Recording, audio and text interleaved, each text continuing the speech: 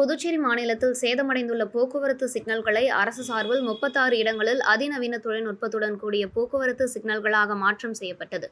இதனையடுத்து காரைக்கால் மாவட்டத்தில் புதிதாக அமைக்கப்பட்டுள்ள போக்குவரத்து சிக்னல்களை மாநில போக்குவரத்து முதுநிலை காவல் கண்காணிப்பாளர் பிரவீன்குமார் திரிபாதி காவல்துறை அதிகாரிகளுடன் ஆய்வு செய்தார். அப்பொழுது காரைக்கால் மாவட்டத்தில் போக்குவரத்து நெரிசல் ஏற்படாமல் இருக்க பல்வேறு ஆலோசனைகள் மேற்கொள்ளப்பட்டது. இதனையடுத்து பேசிய போக்குவரத்து முதுநிலை காவல் கண்காணிப்பாளர் பிரவீன்குமார் திரிபாதி, புதுச்சேரி மாநிலத்தில் போக்குவரத்து நெரிசலை கட்டுப்படுத்த பல்வேறு பகுதிகளில் புதிதாக போக்குவரத்து சிக்னல்கள் அமைக்கப்பட உள்ளதாகவும், புதுச்சேரி மாநிலம் முழுவதும் குற்ற சம்பவங்களை தடுக்க சாலைகளில் CCTV கேமரா பொருத்தப்பட உள்ளதாகவும் அவர் தெரிவித்தார்.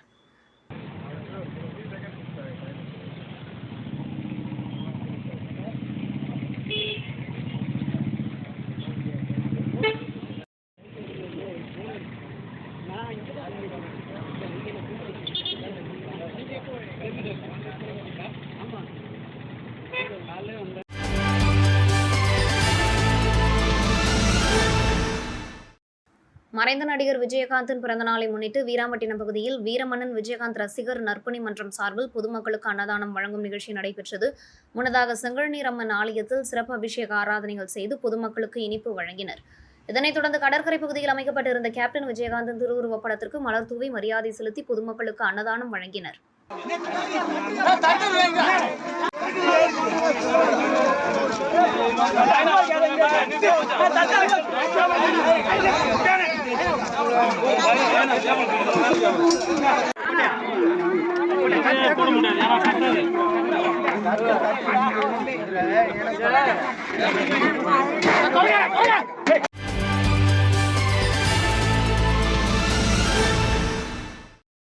கரிக்கலாம்பாக்கம் அருணை ஆங்கில மேல்நிலைப் பள்ளியில் மாணவர்களின் ஆரோக்கிய நலன் கருதி கரிக்கலாம்பாக்கம் ஆரம்ப சுகாதார நிலைய மருத்துவ குழுவினர் மூலம் மாணவர்களிடம் இரத்த மாதிரி எடுக்கப்பட்டு இரத்த சோகை கணக்கெடுப்பு நடத்தப்பட்டது. தொடர்ந்து மாணவர்கள் அனைவரும் ஆரோக்கியமான உணவு முறைகளை பின்பற்றுமாறு அறிவுறுத்தப்பட்டது. நிகழ்ச்சியில் பள்ளியின் முதல்வர் சந்தானம், துணை முதல்வர் கலைவேந்தன், பள்ளியின் மேலாளர் தமிழ், சந்தானம் மற்றும் ஆசிரியர்கள், மாணவர்கள் கலந்து கொண்டனர்.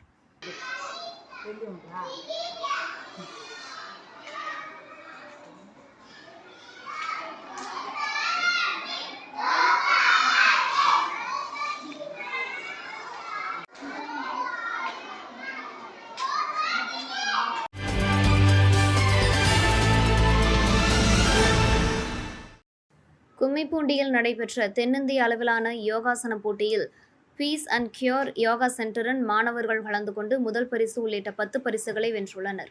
மாணவர்களுக்கான பாராட்டு விழா பீஸ் அண்ட் கியூர் யோகா சென்டரில் நடைபெற்றது. விழாவில் முன்னாள் சட்டமன்ற உறுப்பினர் நாரா கலைநாதன் கலந்து கொண்டு பரிசுகள் வென்ற மாணவர்களை வாழ்த்தினார்.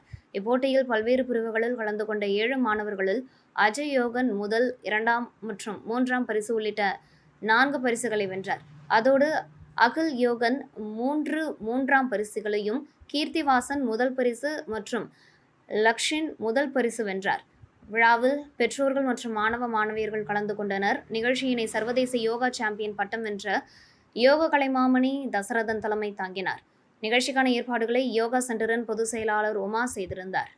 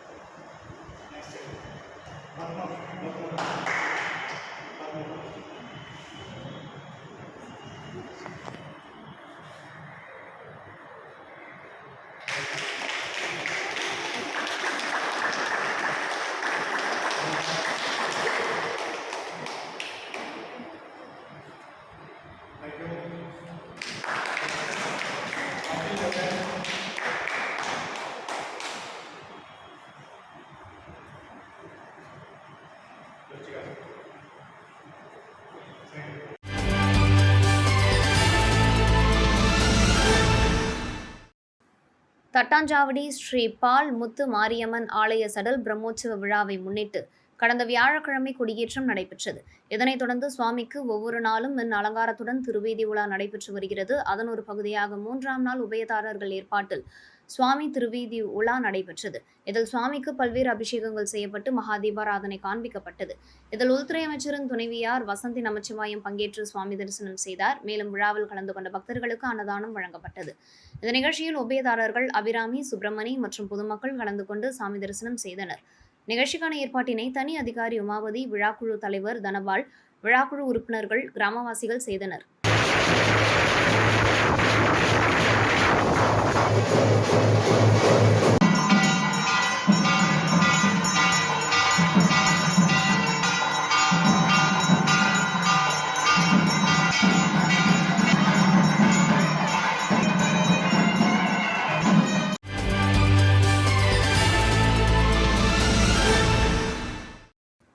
இளைஞர்களை நல்வழிப்படுத்தும் வகையில் தென்னிந்திய அளவிலான மிஸ்டர் சவுத் இந்தியா ஆணழகன் போட்டி கடற்கரை காந்தி திடலில் நடைபெற்றது.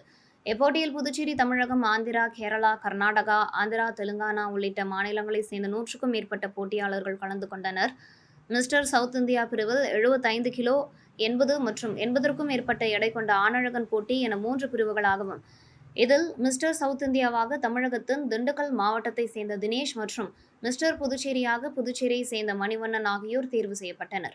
மிஸ்டர் தென்னிந்தியா பரிசை பெற்ற தினேஷுக்கு ரூபாய் 1,00,000 ரொக்கப்பரிசு மற்றும் கோப்பையும், மிஸ்டர் புதுச்சேரி பரிசை வென்ற மணிவண்ணனுக்கு ரூபாய் 40,000 ரொக்கமும், விருது மற்றும் சான்றிதழை விளையாட்டுத்துறை அமைச்சர் நமச்சிவாயம் வழங்கி கௌரவித்தார். கடற்கரை சாலையில் நடைபெற்ற ஆணழகன் போட்டியை பொதுமக்கள் மட்டுமின்றி சுற்றுலா வந்த சுற்றுலா பயனாளிகள் கண்டு ரசித்தனர்.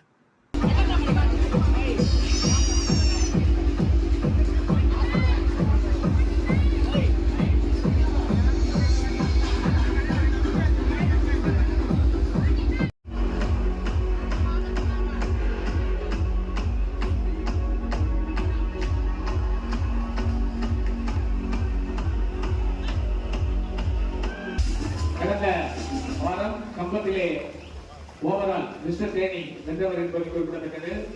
இவர் 44 வயதை கடந்தவர். இது 111வது மேடை. அவருக்கு ஒரு நல்ல ஒரு கரகத்தை சொல்லலாம்.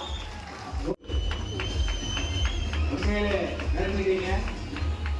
தேங்க்யூ. உங்கள் வருகைங்கிறது ஐயப்பன் சார்பாக நெஞ்சார்ந்த நன்றியை தெரிவித்து வருகிறோம். தேங்க்யூ.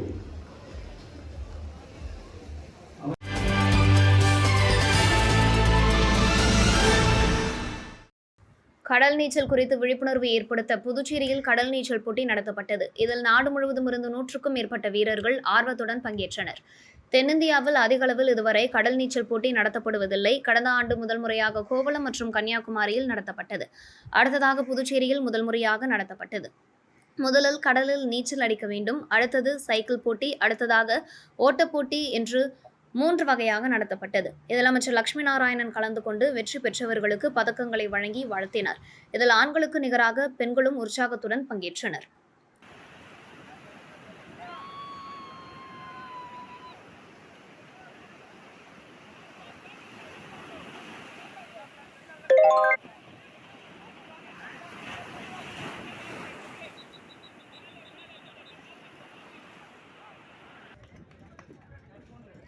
रेडी सर, मेरा पर थैंक यू.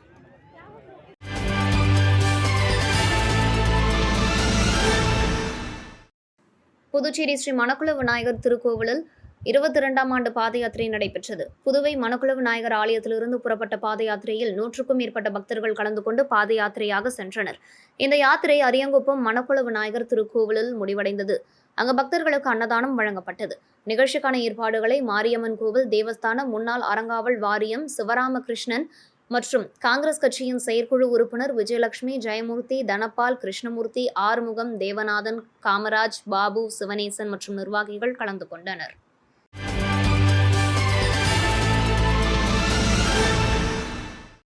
வேளாங்கண்ணி மாதா கோவிலுக்கு பாத யாத்திரையாக செல்லும் பக்தர்களுக்கு புதுச்சேரி ரயில் நிலையம் எதிரே உள்ள இருதய ஆண்டவர் பேராலயத்தின் முன்பு சமூக சேவகர் மதியழகன் பக்தர்களுக்கு அன்னதானம் வழங்கினார்.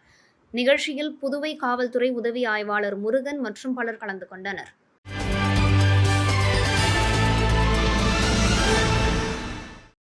தேமுதிக நிறுவன தலைவர் விஜயகாந்தன் பிறந்தநாள் விழா தமிழகம், புதுச்சேரி உட்பட பல்வேறு இடங்களில் அவரது ஆதரவாளர்களால், ரசிகர்களால் கொண்டாடப்பட்டு வருகிறது. அதன் ஒரு பகுதியாக வானூர் சட்டமன்ற தொகுதிக்குட்பட்ட திருச்சிற்றம்பலம் கூற்றோடு, வானூர், பூத்துறை, ராயபுதுப்பாக்கம், அம்புழுக்கை, பரங்கனி உள்ளிட்ட பல்வேறு பகுதியில் கொடியேற்றி பொதுமக்களுக்கு இனிப்பு வழங்கி கொண்டாடப்பட்டது. இதில் வானூர் ஒன்றிய கழக செயலாளர் மதியழகன் தலைமை தாங்கி கட்சிக் கொடியினை ஏற்றி பொதுமக்களுக்கு அன்னதானம் மற்றும் இனிப்பு வழங்கினார். முன்னதாக அலங்கரிக்கப்பட்ட திருவுருவப் படத்திற்கு மாலை அணிவித்து மலர் தூவி மரியாதை செலுத்தப்பட்டது. இந்த நிகழ்ச்சியில் மாவட்ட நிர்வாகி அருள், ஒன்றிய அவைத் தலைவர் ராதாகிருஷ்ணன், பொதுச் செயலாளர் சங்கர், ஒன்றிய துணை செயலாளர் அகத்தியன், தொழிற்சங்க செயலாளர் ஜெயசங்கர், நிர்வாகிகள் சுதாகர், பார்த்திபன், விஜயகுமார், பழனி, சதீஷ் உட்பட பலர் கலந்து கொண்டனர்.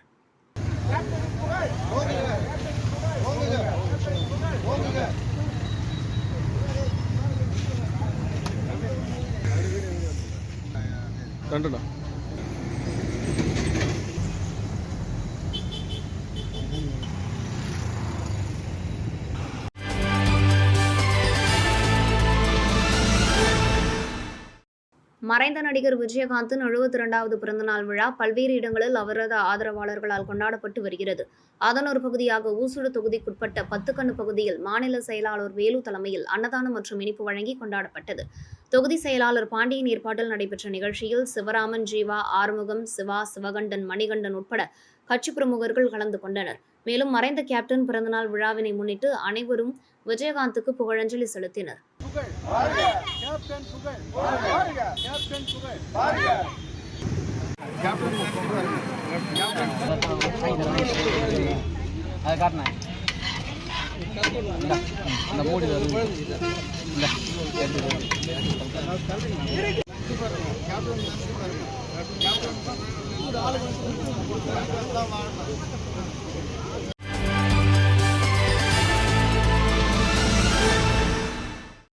பாரதிய ஜனதா கட்சியின் ஓபிசி அணி சார்பாக புதுச்சேரி முழுவதும் கொசு மருந்து அடிக்கும் நிகழ்ச்சி நடைபெறுகிறது. அதனுடைய துவக்க நிகழ்ச்சியாக லாஸ்பேட்டை தொகுதியில் புதுச்சேரி மாநில பாரதிய ஜனதா கட்சி மாநில தலைவர் செல்வகணபதி தொடங்கி வைத்தார்.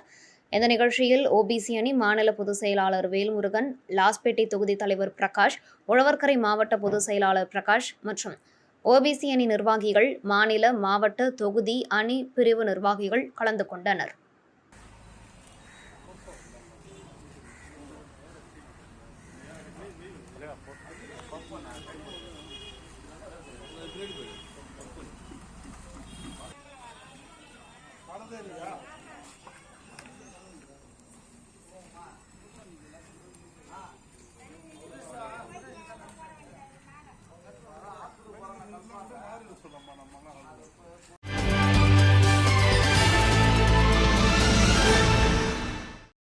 தேமுதிக நிறுவனர் விஜயகாந்தின் பிறந்தநாளை முன்னிட்டு தமிழகம் மற்றும் புதுச்சேரியில் நலத்திட்ட உதவிகள் வழங்கப்பட்டு வருகின்றன. அந்த வகையில் அரியங்குப்பம் கொம்யூன் ஆர்கே நகர் பகுதியில் ஆர்கே நகர் நடிகர் விஜயகாந்த் ரசிகர்கள் சார்பில் விஜயகாந்தின் பிறந்தநாளை முன்னிட்டு பொதுமக்களுக்கு அன்னதானம் வழங்கும் நிகழ்ச்சி நடைபெற்றது. இதில் ஆர்கே நகர் பகுதியை சேர்ந்த ரசிகர்கள் 50க்கும் மேற்பட்டோர் கலந்து கொண்டு அன்னதானம் வழங்கினர். முன்னதாக விஜயகாந்தின் உருவப்படத்திற்கு மலர் தூவி மரியாதை செலுத்தி பொதுமக்களுக்கு இனிப்பு வழங்கினர்.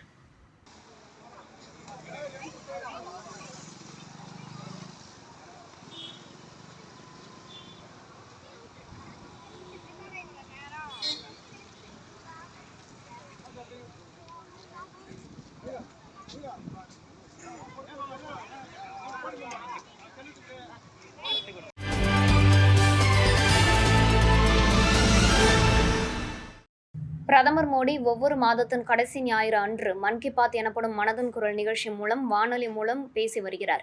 அந்த வகையில் 113வது மனதின் குரல் நிகழ்ச்சி ஊசுடு சட்டமன்ற தொகுதிக்குட்பட்ட 10 கண்ணு சட்டமன்ற உறுப்பினர் அலுவலகத்தில் ஒளிபரப்பு செய்யப்பட்டது. இதில் ஆதிதிராவிட நலத்துறை அமைச்சர் சாய்ஜி சரவணன்குமார் கண்டுகளித்தார். இந்த நிகழ்ச்சியில் தொகுதி ஒருங்கிணைப்பாளர் சாய் தியாகராஜன், தொகுதி தலைவர் ஐயனார், பொதுச் செயலாளர்கள் முத்தாலு முரளி, சிவசங்கர், கேந்திர பொறுப்பாளர்கள், கிளை உறுப்பினர்கள், செயற்குழு உறுப்பினர்கள், பாஜக நிர்வாகிகள் கலந்து கொண்டனர்.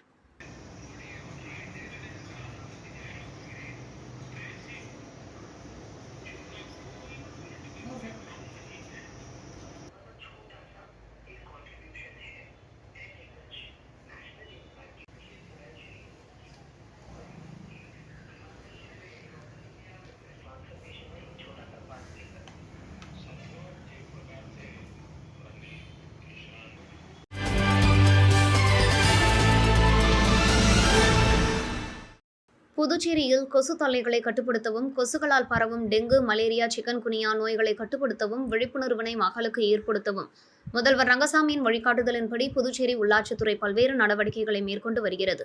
கொசு உற்பத்தி அதிகரிக்கும் தேங்கியுள்ள நீர்நிலைகள், புதர்கள், மண்டி கிடக்கும் இடங்கள் கண்டறியப்பட்டு இந்த இடங்களில் ட்ரோன் மூலம் மருந்து தெளிக்கும் பணிகளை உள்ளாட்சித்துறை திட்டமிட்டுள்ளது. அதன் அடிப்படையில் முதல்வர் ரங்கசாமி தலைமையில் சட்டசபை வளாகத்தில் ட்ரோன் மூலம் மருந்து தெளிக்கும் திட்டம் தொடங்கி வைக்கப்பட்டது.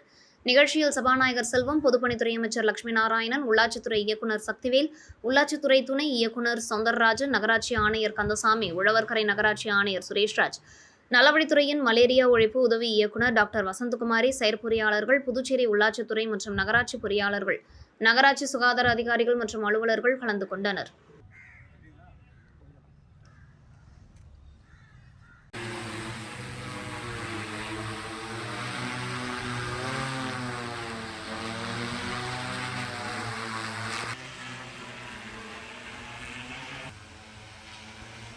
டேய் கணேஷா,